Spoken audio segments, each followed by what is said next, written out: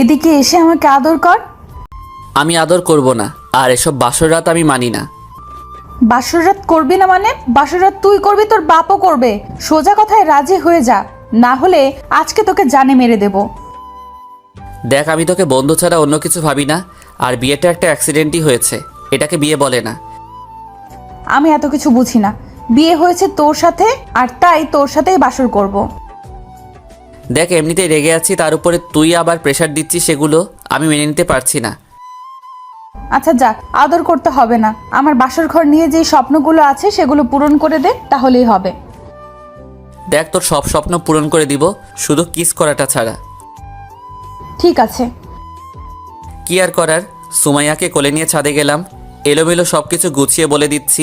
চলুন পরিচয়টা দিয়ে নিই, তারপর প্রথম থেকে শুরু করব। আমি আনোয়ার হোসাইন, এবার কলেজের ফাইনাল ইয়ারের ছাত্র। বাবা মায়ের একমাত্র ছেলে। আব্বু একজন বিজনেসম্যান আর আম্মু গৃহিণী।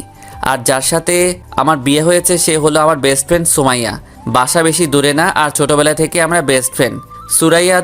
সুমাইয়াদের ফ্যামিলির সাথে আমাদের ফ্যামিলির সম্পর্ক অনেক ভালো।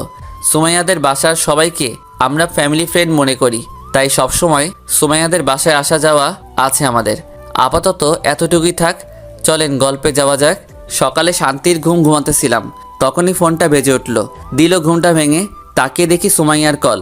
বিরক্তিকর ভাব নিয়ে রিসিভ করলাম। বল।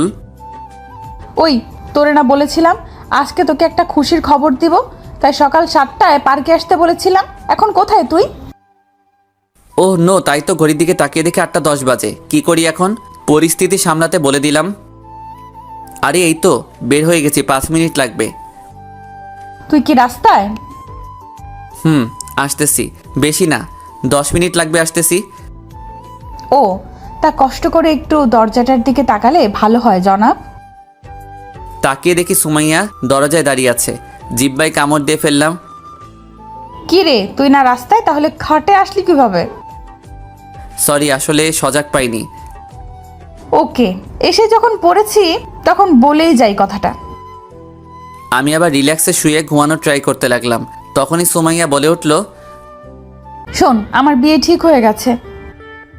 ঘুমের কারণে এত একটা কথাটার পাত্তা দিলাম না। কি রে, আমি কি বলতেছি তুই না শুনে ঘুমাচ্ছিস?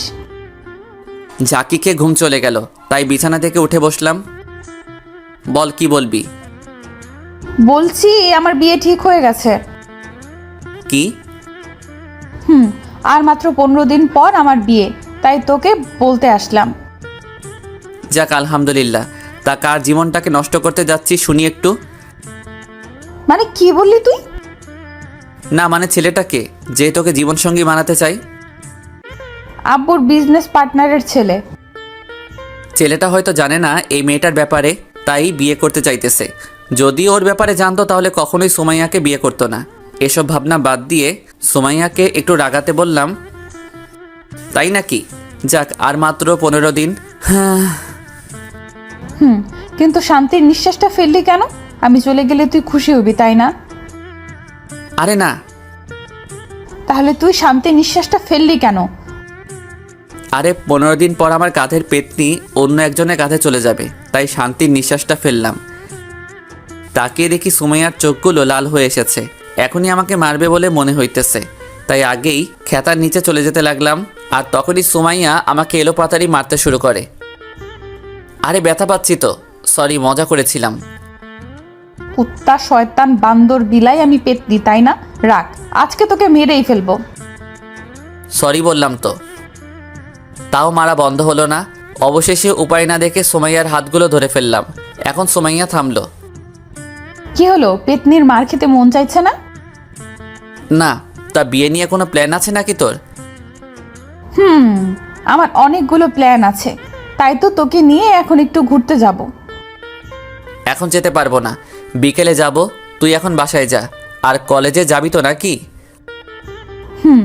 আর আমি এখনই তোকে নিয়ে ঘুরতে যাব। অবশেষে উপায় না দেখে যেতে রাজি হলাম। তারপর সুমাইয়াকে রুমে বসিয়ে দিয়ে আমি ফ্রেশ হতে চলে গেলাম। তারপর সুমাইয়াকে নিয়ে নিচে গিয়ে নাস্তা করে নিলাম। তারপর ঘোরাফেরা করতে লাগলাম। দুপুরে হোটেলে খেয়ে নিয়েও ওর আবার এক জায়গায় গেলাম ঘুরতে। সুমাইয়ার সব ঘোরাফেরা শেষ হয় বিকেলে। সুমাইয়াকে ওর বাসায় নামিয়ে দিলাম। বিকেলে বাসায় এসে ফ্রেশ হয়ে নিলাম। রাতে সুমাইয়া ফোন দিল। কিরে এখন ফোন দিয়েছিস কেন? তুই এখন পার্কে চলে আয় তো। এখন কেন? তুই আয়, তোকে একজনের সাথে পরিচয় করিয়ে দিব। কার সাথে পরিচয় করিয়ে দিবি বল আগে। তুই আয়, আসলেই দেখতে পাবি কার সাথে পরিচয় করিয়ে দেই। তো আর কিছু বলার আগেই ফোনটা কেটে দিল। এই মেয়েটাকে নিয়ে আর পারি না। মাঝে মাঝে এমন কিছু বলে বসে যা বলার মতো না।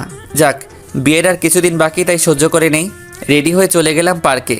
অনেকক্ষণ খোঁজাখুঁজি করে সুমাইয়াকে বের করলাম এক কোনায়। নির্জন জায়গায় বসে আছে সুমাইয়া, সাথে একটা কেউ আছে খেয়াল করলাম। কাছে গিয়ে দেখি একটা ছেলে সুমাইয়ার সাথে বসে আছে। কিছুটা অবাক হলাম। কিরে, তোর আসতে এত সময় লাগে? আসতে সময় লাগেনি, তোকে খুঁজে বের করতে সময় লেগেছে। ও, উনি কে সুমাইয়া? ও হলো শাওন, তোর হবু দুলা ভাই। ও হ্যালো ভাই। হ্যালো। আয়, তোরা বসে কথা বল, আমি গিয়ে ফুচকা খেয়ে আসি। সুমাইয়াটা আমাকে ফাঁসিয়ে দিয়ে চলে গেল ফুচকা খেতে। কি বলবো ওনার সাথে বুঝতেছি না। তখনই শাওন বলে উঠল, তোমার কথা সুমাইয়া আমাকে অনেক বলেছে। তুমি কি সুমাইয়ার ক্লাসমেট? ভাইয়া, সুমাইয়া মেয়েটা অনেক ভালো। রাগটা একটু বেশি, তবে মনটা অনেক ফ্রেশ। তাই তো দেখতেছি। তা তুমি সুমাইয়াকে ভালোবাসো না? ফ্রেন্ড হিসেবে অনেক ভালোবাসি আমি, তার চেয়ে বেশি কিছুই না। ওকে, তা সুমাইয়ার বিয়ে হয়ে গেলে তোমার কষ্ট হবে না? বেস্ট ফ্রেন্ড চলে গেলে কার না কষ্ট হবে বলেন? তবে কিছুদিন পর সব ঠিক হয়ে যাবে ইনশাল্লাহ। তুমি সত্যিই খুব ভালো, আর ধন্যবাদ এতদিন সুমাইয়াকে আগলে রাখার জন্য। আরে কি বলেন? আচ্ছা ভাইয়া, আমাকে এখন বাসায় যেতে হবে। ওকে, সাবধানে যেও। ওকে, ভালো থাকবেন, পরে কথা হবে। আর সুমাইয়াকে আমি পাঠিয়ে দিতেছি বলেই সেখান থেকে কেটে পড়লাম। সুমাইয়ার কাছে এসে দেখি ফুচকা খাচ্ছে। সুমাইয়া পারেও ফুচকা খেতে। ওই তোর খাওয়া শেষ হয়েছে, আমি গেলাম। তুই ওনার সাথে কথা বলা শেষ করে পরে আয়। ওকে। আরেকটা কথা, বিয়ের আগে এমন কিছু করিস না। বুঝতেই তো পারছিস কি বলতে চাইতেছি। তুই আমাকে নিয়ে এত চিন্তা করা শুরু করলি কবে থেকে? তোর ভালোর জন্যই বললাম। ওকে, তুই চিন্তা করিস না, কথা দিলাম তোকে এমন কিছুই হবে না বিয়ের আগে। ওকে, তাহলে তুই থাক, আমি গেলাম। তারপর সেখান থেকে বাসায় চলে আসলাম। এসে সেদিনের মতো ঘুমিয়ে গেলাম। এভাবে 12 দিন চলে গেল। সুমাইয়া অনেক খুশি, যা ওকে দেখেই বোঝা যাচ্ছে। আর এই কয়েকদিন সুমাইয়া আমাকে সব সময় ওর সাথে রেখেছে। আর মাত্র 3 দিন বাকি ওর বিয়ের। বাসাটা প্রায় সাজানো শেষ, প্রায় সব আত্মীয় আসা শেষ। কারণ কালকে সুমাইয়ার গায়ে হলুদ, আর বাসাটা পুরো মানুষে ভর্তি। সকালে ঘুমাচ্ছিলাম, তখনই সুমাইয়ার কল আসলো, তাই ঘুমের চোখে ফোনটা রিসিভ করলাম। বল, কি বলবি? তুই এখনই আমাদের বাসায় আয়, কাজ আছে। দেখ, কাল রাত 1টায় এসে ঘুমিয়েছি, তাই এত সকালে আসতে পারবো না। আসবি কেন? আমি এখন কে, আর আমাকে দিয়ে কি কাজ আছে? পরশু দিনের পর থেকে আর ডাকবো না তোকে, থাক, আশা লাগবে না তোর। সুমাইয়ার কথা শুনে টাসকি খেয়ে গেলাম। কি বলবো কিছুই বুঝতেছি না। এই তুই ইমোশনাল টর্চার করা শিখলি কবে থেকে? তুই আসবি কিনা এটা বল। পেতনি, ইমোশনাল টর্চার করে এখন বলিস আসবো কি না? আসতেছি পেতনি বলেই ফোনটা রেখে দিলাম। তারপর উঠে ফ্রেশ হয়ে নাস্তা করে চলে গেলাম সোজা সুমাইয়াদের বাসায়। তোর আসতে এতক্ষণ সময় লাগে? লেগে গেছে। তা কিসের জন্য আসতে বলেছিস সেটা বল। তুই বস, আমি রেডি হয়ে আসতেছি, তারপর তোকে নিয়ে একখানে যাব। বলেই সুমাইয়া রুমে চলে গেল রেডি হতে। কিছুক্ষণ পর রেডি হয়ে আসলো। এরপর দুজনে গিয়ে গাড়িতে উঠে বসলাম। সুমাইয়া নাকি ড্রাইভ করবে। আমি আর না করলাম না। আমি ওর পাশে বসে রইলাম, আর সুমাইয়া মনের আনন্দে চালাতে লাগলাম। কোথায় যাবি বলতো? কাল থেকে তো অনেক বিজি হয়ে যাব, তাই ভাবতেছি আজকে সারা দিন তোর সাথে ঘুরে ফিরে কাটাই। আজকে মন খুলে ঘোরার আমার শেষ দিন, আর আমার সাথে ঘোরার তোর শেষ দিন। সুমাইয়ার কথা শুনে মনটা খারাপ হয়ে গেল। কি বললো কিছুই বুঝতেছি না। মনটা খারাপ হয়ে গেল, তাই চুপ হয়ে গেলাম। আরে মন খারাপ করার কি আছে? না এমনি। আরে বোকা, আমার বিয়ে হয়ে যাবে তো কি হয়েছে? আমার বেস্ট ফ্রেন্ড তো তুই থাকবি সারা জীবন, আর আমাদের বাসায় আসলে তো তোর সাথেই কাটাতে হবে দিন। হুম। আচ্ছা, এসব কথা বাদ দিয়ে অন্য কথা বল। তাই ভালো, তাই এটা বল, বাসর রাতে তোর প্ল্যান কি? মানে বাসর রাত নিয়ে তোর কি স্বপ্ন? সুমাইয়া কিছুক্ষণ কি যেন ভাবতে লাগলো, তারপর বলতে শুরু করলো, অনেক স্বপ্ন আছে, কিন্তু কাউকে বলবো না। আমাকেও বলবি না? তোকে বলা যায়, কারণ তুই তো আমার ব্যাপারে সব জানিস। তাহলে বল শুনি। প্রথমে আমার বরকে বলবো আমাকে কোলে নিয়ে ছাদে যেতে, তারপর আমি আমার বরের কাঁধে মাথা রেখে চাঁদ দেখবো অনেকক্ষণ, তারপর আবার কোলে নিয়ে রুমে নিয়ে আসবো, তারপর আমাকে একটা শাড়ি দিয়ে বলবে যে এটা পরে ওনার সামনে থাকতে। এরপর এসে দেখবো উনি শুয়ে আছে, আমিও গিয়ে ওনার পাশে শুয়ে পড়ব। সকালে কথা হবে বলে উনি শুয়ে পড়বে, তারপর আমি আমার বর ঘুমিয়ে যাওয়ার পর আমি তার সারা মুখে অনেকগুলো কিস করে আমিও ঘুমিয়ে পড়ব। সুমাইয়ার মুখে এসব কথা শুনে আমি হা হয়ে ওর দিকে তাকিয়ে রইলাম। কিরে, এভাবে তাকিয়ে কি দেখছিস?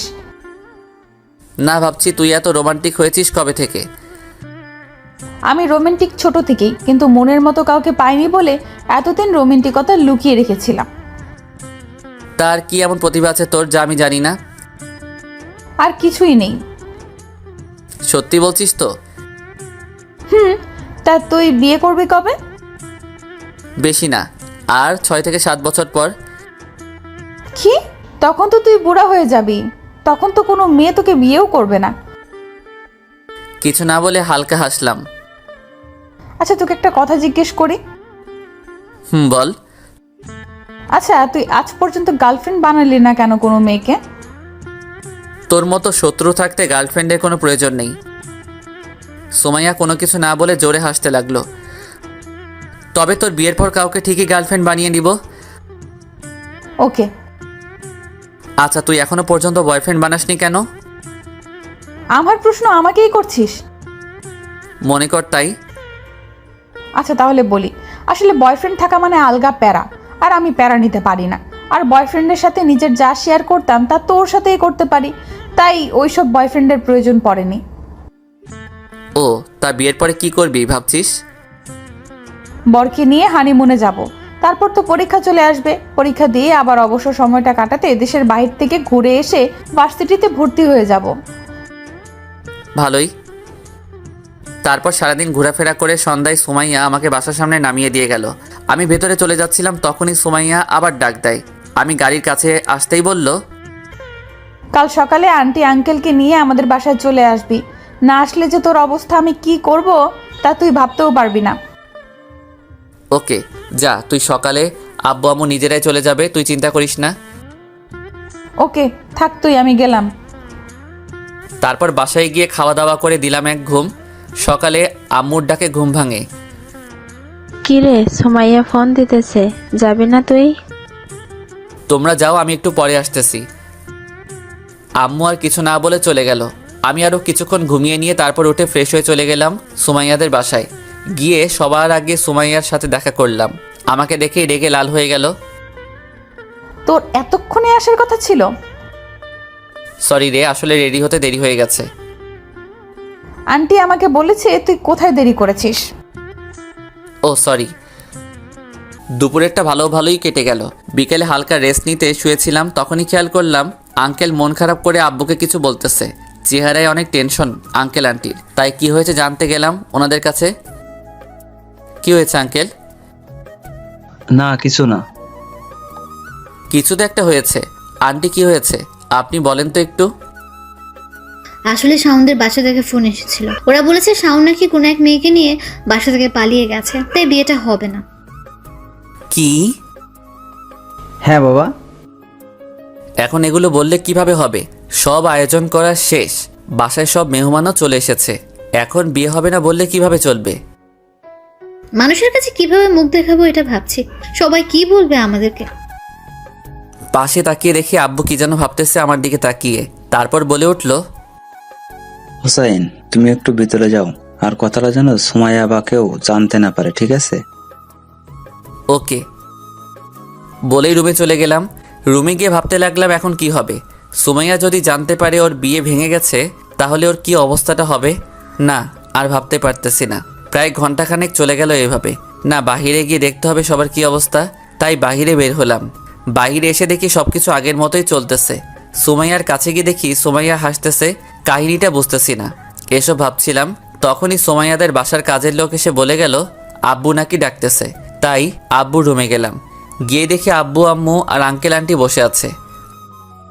আব্বু ডেকেছেন? তোমাকে একটা কথা বলার ছিল, এদিকে এসে বসো। তারপর আমিও গিয়ে আম্মুর পাশে একটা সোফায় বসে গেলাম। হোসাইন, আমরা ঠিক করেছি সুমাইয়ার বিয়েটা হবে, আর তোমার সাথেই হবে। কি? কেন, কোনো সমস্যা আছে নাকি? আব্বু, আমি সুমাইয়াকে শুধু ফ্রেন্ড ভাবি, এর থেকে বেশি কিছু না। তাহলে এখন থেকে অন্য কিছু ভাবো, তাহলে সব ঠিক হয়ে যাবে। আব্বু, আপনাদের আমি কিভাবে বোঝাবো সুমাইয়া আমার বেস্ট ফ্রেন্ড? আর বেস্ট ফ্রেন্ডদের কি কেউ বিয়ে করে নাকি? আমি আর তোমার আম্মুও তো বেস্ট ফ্রেন্ড ছিলাম। শোনো, বেস্ট ফ্রেন্ড যখন বউ হয় তখন সম্পর্কে সারা জীবনের কোনো সমস্যা হয় না, কারণ তারা একজন আরেকজনকে খুব ভালো করে চিনে। তারপরেও এটা কেমন দেখায় না? আচ্ছা, মনে করো তোমাকে যদি আমরা একটা মেয়ে পছন্দ করে বিয়ে করাই, পরে যদি দেখা যায় তুমি যা করতে ভালোবাসো মেয়েটা একেবারে পছন্দ করে না, আর মেয়েটা যা পছন্দ করে তা তোমার পছন্দ হয় না, তখন লাইফের সবচেয়ে বড় সমস্যা শুরু হবে। কি বলবো এখন ভাবতেছি। তখনই আব্বু আবার বলে উঠল, দেখো, আমরা তোমার ভালো চাই, তাই সুমাইয়ার সাথে তোমার বিয়েটা হোক, সেটা আমরা চাইছি। আর এমন পার্টনার কোথায় পাবে যে তোমাকে এত ভালো করে আগে থেকেই জানে? বিয়ে করলে তুমি খুশি থাকবে এটা জানি, বাকিটা তোমার হাতে। আর তোমার ফ্রেন্ডের এই বিপদে তোমাকে এগিয়ে আসতে হবে। ভাবতে লাগলাম ঠিকই তো, সব বাদ দিলেও সুমাইয়াকে এই অসম্মান থেকে বাঁচাতে হবে। কি বলবো কিছু বুঝতে না পেরে বললাম, ঠিক আছে, কিন্তু সুমাইয়া কি রাজি হবে এই বিয়েতে? রাজি না হলে কি হয়েছে, তুমি রাজি করাবে সুমাইয়াকে। মানে তুমি এখন গিয়ে সুমাইয়াকে প্রপোজ করবে। যদি রাজি না হয়? না হলে পরে আমি বুঝিয়ে রাজি করাবো, ওটা আমার উপর ছেড়ে দাও। ওকে, তো এখনই গিয়ে প্রপোজ করতে হবে নাকি? যাও। তারপর বুকে হালকা সাহস নিয়ে গেলাম সুমাইয়ার রুমের কাছে। দেখি সুমাইয়া হাতে মেহেদি দিচ্ছে। তাও ওর কাছে গিয়ে চুপচাপ দাঁড়িয়ে রইলাম, ফুলটা পিছনে নিয়ে। কিরে, কোথায় ছিলি এতক্ষণ? কিছু না বলে চুপচাপ দাঁড়িয়ে রইলাম।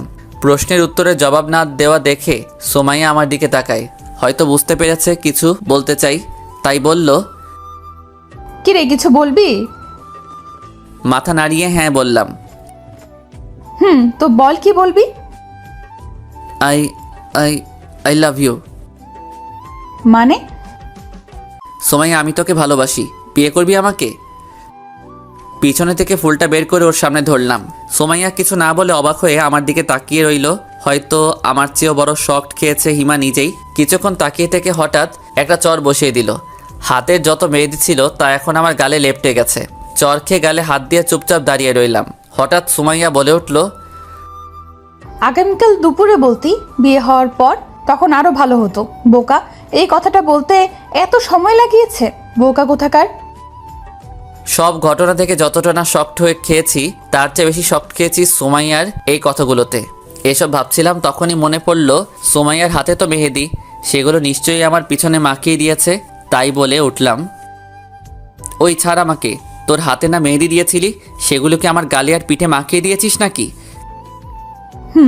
আর বেশি বকবক না করে আমাকে জড়িয়ে ধর। কিছুক্ষণ সুমাইয়া জড়িয়ে ধরে থাকে আমাকে, তারপর হঠাৎ ছেড়ে দিয়ে বলে ওঠে, চল, আব্বু আম্মু আর আঙ্কেল আন্টিকেও তো রাজি করাতে হবে। ওনাদের রাজি করানো শেষ। মানে? তুই একবার পিছনে তাকিয়ে দেখ। সুমাইয়া পিছনে তাকাতেই আব্বু আম্মু আর আঙ্কেল আন্টি সুমাইয়াকে ইশারায় সাই দিল। সুমাইয়া শরমে আবার আমার বুকে মুখ লুকালো। সন্ধ্যায় আব্বু আম্মু আর আমি বাসায় চলে আসি। রাতে যতটুকু পারি বিয়ের আয়োজন করি। এভাবে রাতটা কেটে যায়। বিকেলে আব্বু, আমি আর আরও কয়েকজন গেলাম সুমাইয়াদের বাসায়। রাতে বিয়ের সব কিছু শেষ হলে সুমাইয়াকে নিয়ে আমাদের বাসায় চলে আসি। ফ্রেশ হয়ে গিয়ে একটু ছাদে হাঁটাহাঁটি করি। 12টার দিকে আম্মু এসে রুমে যেতে বলে, তাই নিচে এসে রুমে চলে আসলাম। রুমে এসে দেখি সুমাইয়া রুমে নেই। বেলকনিতে গিয়ে দেখি সুমাইয়া দাঁড়িয়ে নিচে কি যেন দেখতেছে। আমার যাওয়ার আওয়াজ পেয়ে আমার দিকে তাকালো। কি রে, তুই এসে গেছিস? তা তুই এখানে কি করছিস? এমনি সবাই মিলে খাটে বসিয়ে দিয়ে গেছে। অনেকক্ষণ থাকার পর ভালো লাগছিল না, তাই এখানে দাঁড়িয়েছিলাম। ও আয়, রুমে আয়। সুমাইয়া আর আমি রুমে চলে আসি। একটা কথা বলতো, তুই কি আমাকে ভালোবাসিস? সুমাইয়ার মুখে এই কথা শুনে হালকা অপ্রস্তুত হয়ে গেলাম। হঠাৎ এমন কথা বলছিস কেন? তুই যখন আমাকে প্রপোজ করেছিলি তখন আমি তোর চোখে ভালোবাসা দেখিনি, তাই জিজ্ঞেস করলাম। আচ্ছা বলতো, তখন কেন বলেছিলি ভালোবাসিস? তোকে ভালোবাসি না এটা মনে করিস না, তবে ওই সময় বলেছি কারণটা হলো, তারপর গতকালে সব কিছু খুলে বললাম সুমাইয়াকে। সব শুনে সুমাইয়া চুপ হয়ে গেল। দেখ, বেস্ট ফ্রেন্ড হিসেবে আমি তোকে অনেক ভালোবাসি, কিন্তু তুই বউ হলে কি হবে না কেমন দেখাবে ওইটা নিয়ে কখনো ভাবিনি। আচ্ছা, বিয়েটা কি আমাকে বিপদ থেকে উদ্ধার করার জন্য করেছিলি? কিছুক্ষণ সুমাইয়া চুপ করে কি যেন ভাবলো, তারপর বলে উঠল, আচ্ছা, এসব কথা বাদ দিয়ে এই রাতটা উপভোগ করি, চল।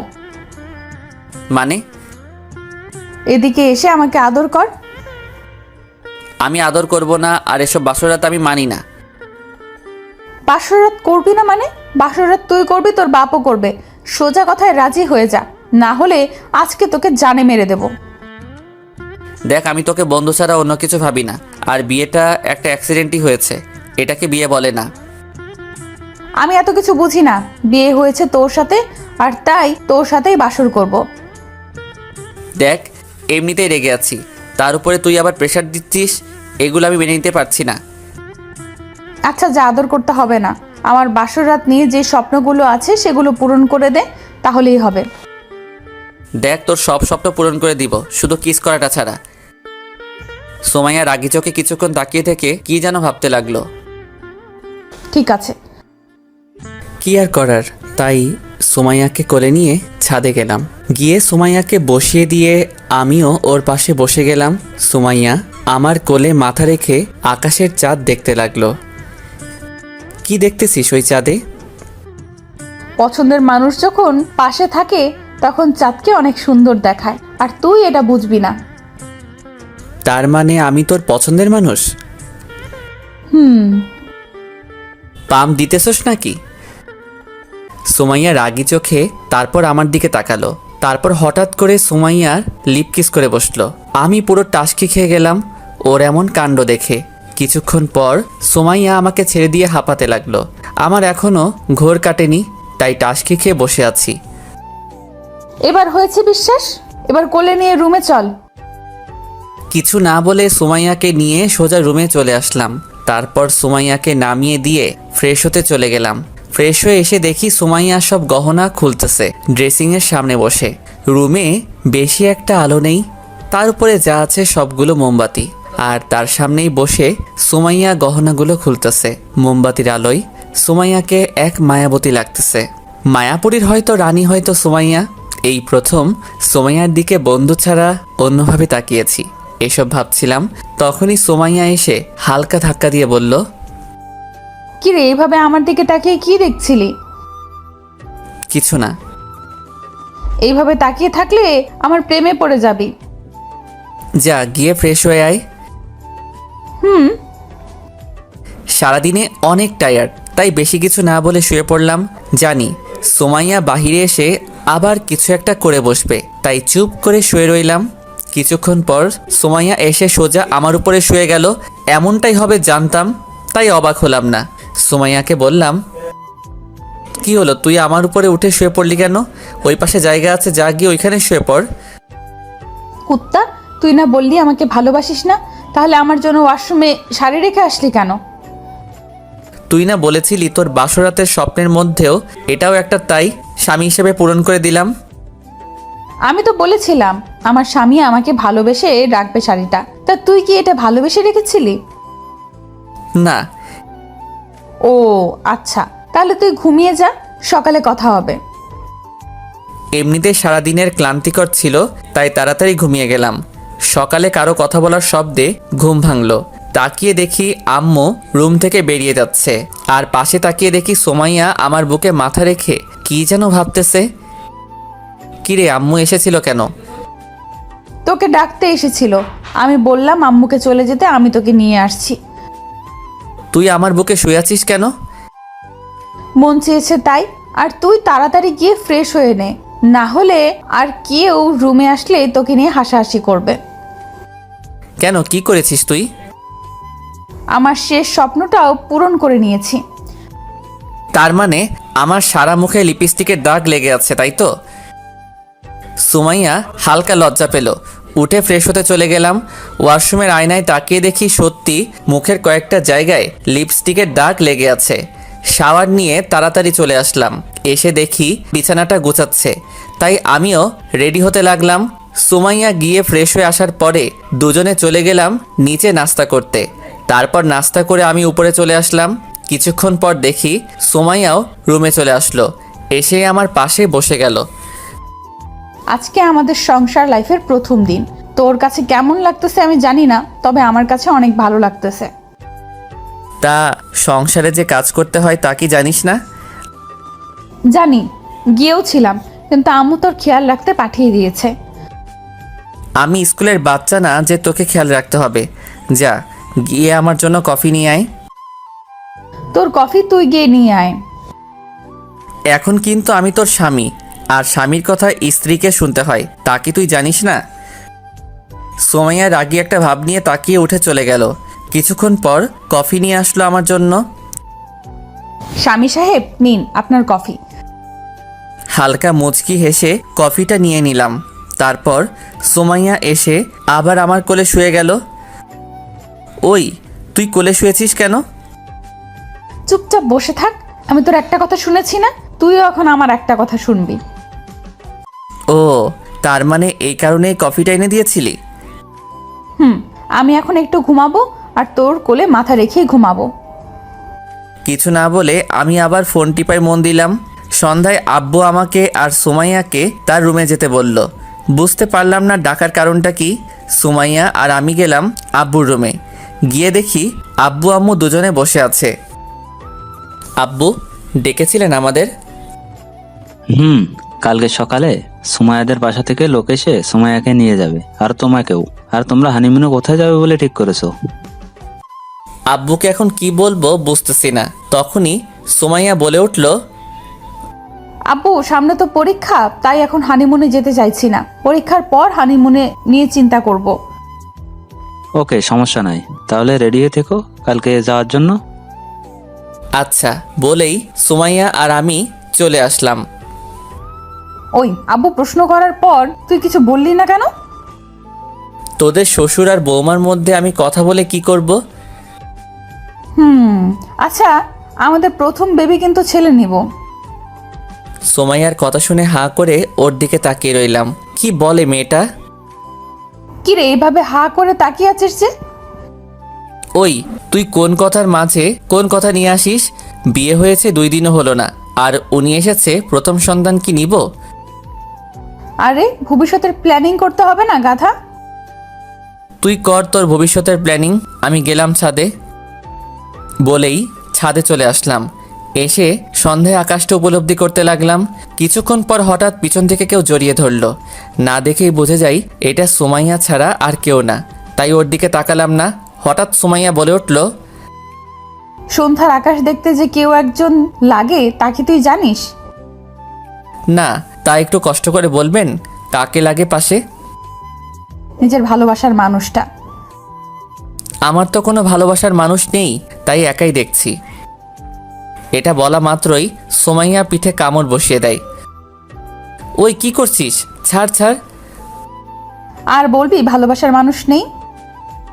পাগড়িটাকে শান্ত করতে তাই না করলাম, না হলে কামড় ছাড়বে না। এই তো গুড বয়। কেন এসব বাজে বাজে কথা বলে আমাকে রাগিয়ে দিস বলতো? ব্যথা করতেছে জায়গাটা। ঠিকই আছে, আর যেন না বলিস, তাই কামড়টাও জড়িয়ে দিয়েছি। ওই, তুই কি রাক্ষসী নাকি?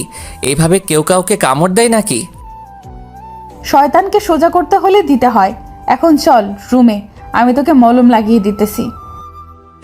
থাক, লাগানো লাগবে না। আবার বেশি কথা বলছিস, চল। হালকা ব্যথা হচ্ছিল, তাই ভাবলাম রুমে এসে মলমটা লাগিয়ে নেই।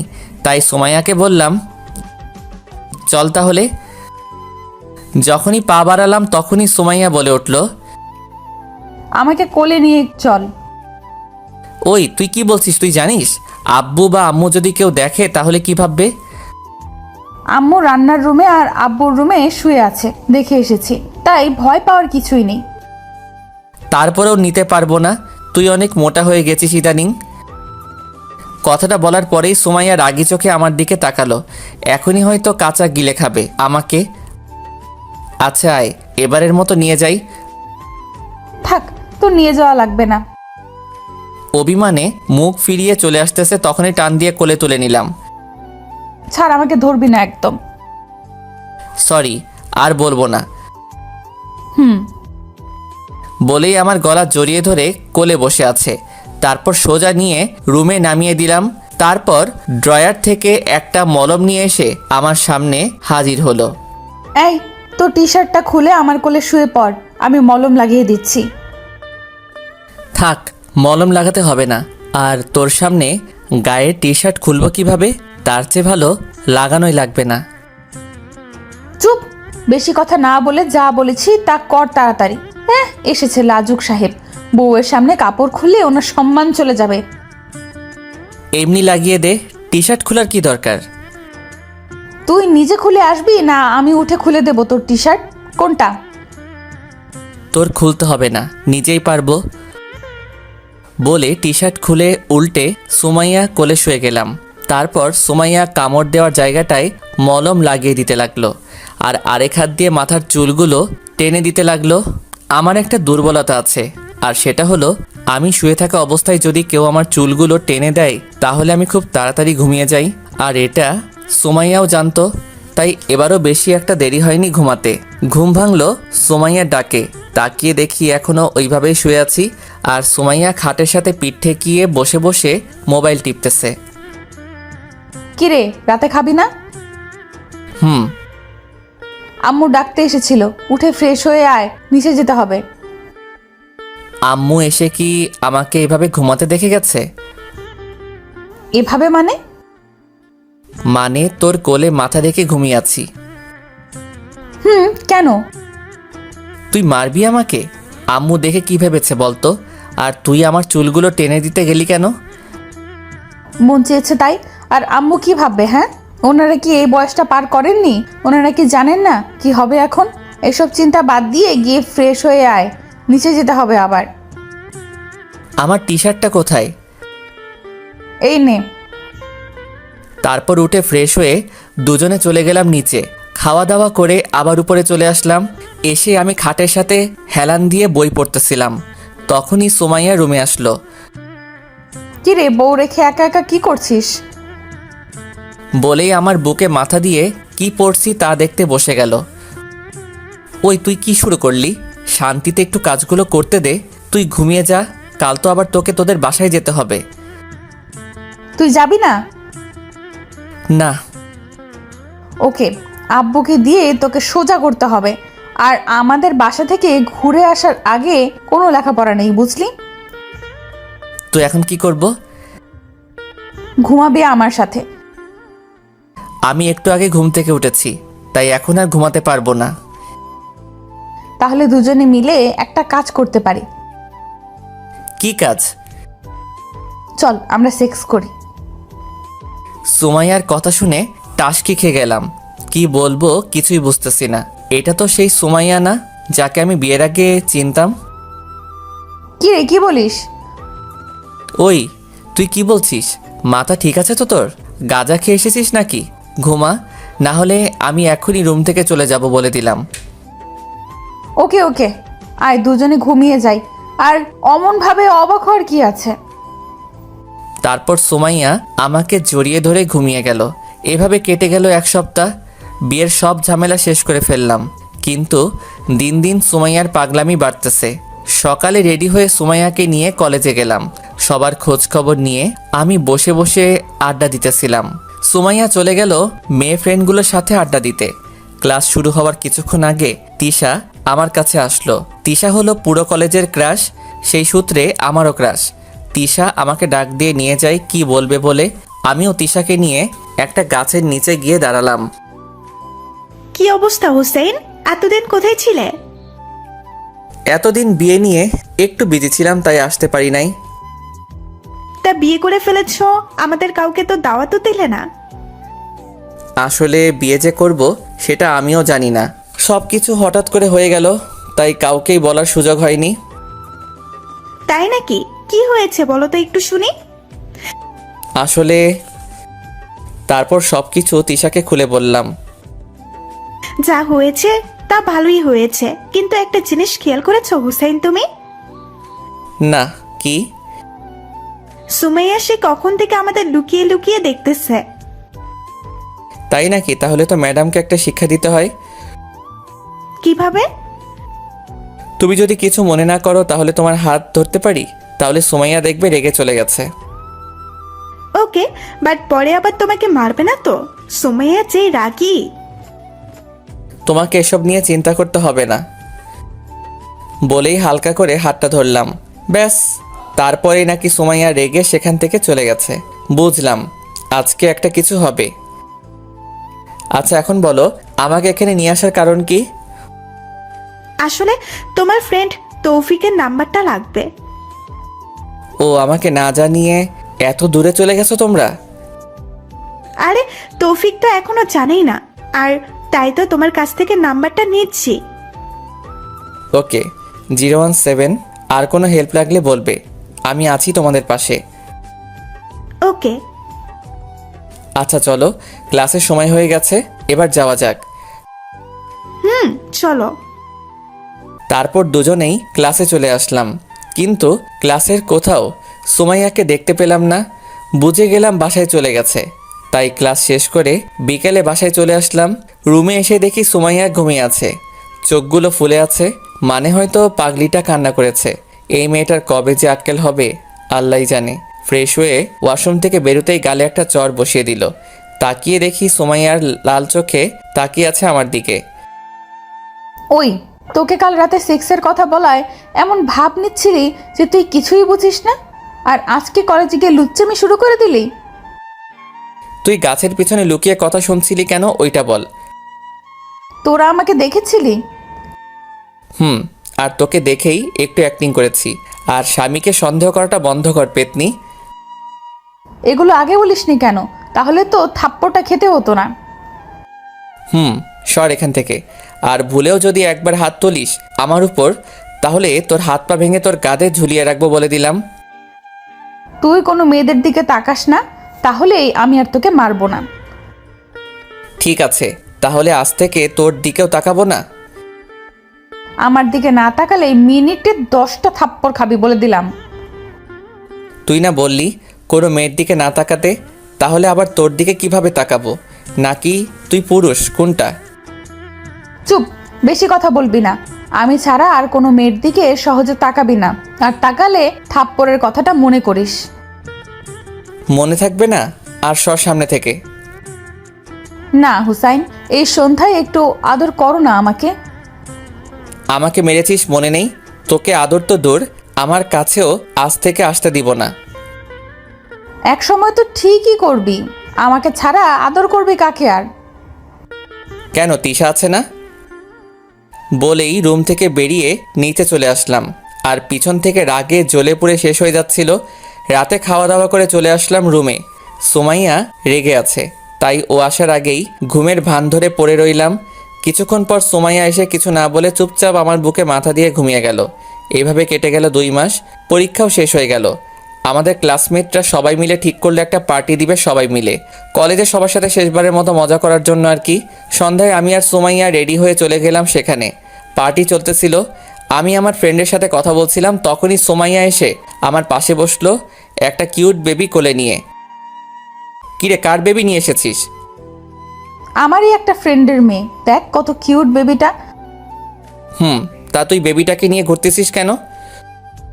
আমার অনেক পছন্দ হয়েছে বেবিটা, তাই নিয়ে রেখেছি। তুই এখনো সেই পিচ্চিই রয়ে গেলি। কিছু না বলে সুমাইয়া আবার চলে গেল। পার্টি শেষ করে বাসায় আসার সময় দেখি সুমাইয়া মন খারাপ করে বসে আছে। কিছু না বলে বাসায় চলে আসলাম। রুমে এসে ফ্রেশ হয়ে এসে দেখি সুমাইয়া এখনও মন খারাপ করে বসে আছে। তাই জিজ্ঞেস করলাম, কী রে, এভাবে মন খারাপ করে বসে আছিস কেন? বেবিটা কত কিউট তাই না? জানিস বেবিটাকে ছেড়ে আসতে মন চায়নি। তো অন্যার মেয়েকে নিয়ে আসবি কিভাবে? তাও ঠিক। আচ্ছা, আমার একটা বেবি লাগবে, আর আজকেই তুই আমাকে দিবি। মানে এত রাতে বেবি পাবো কোথায় থেকে? কুত্তা, আমি তোকে বলতেছি আমি মা হব, আর তুই সেটাতে আমাকে হেল্প করবি। ওই তোর বয়স কত যে তুই মা হবি, পিচ্চি মেয়ে একটা? ওই, বেশি কথা না বলে আমাকে হেল্প করবি কিনা বল। না, বয়স হোক তোর, তখন মা হইস। দেখ, শেষবারের মতো বলছি, দিবি কিনা বল, না হলে আমি এক্ষুনি আমাদের বাসায় চলে যাব।